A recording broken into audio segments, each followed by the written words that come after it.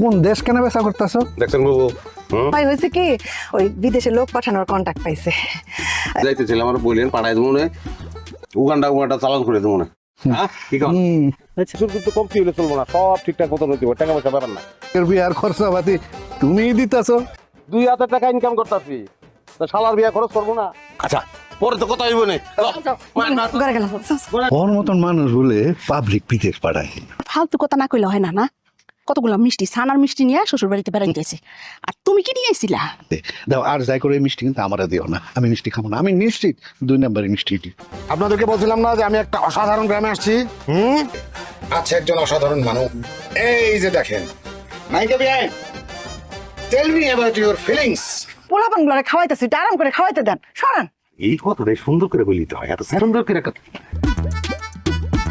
ওই মেয়ে, আপনি আমার মোবাইল ফেলালেন কেন?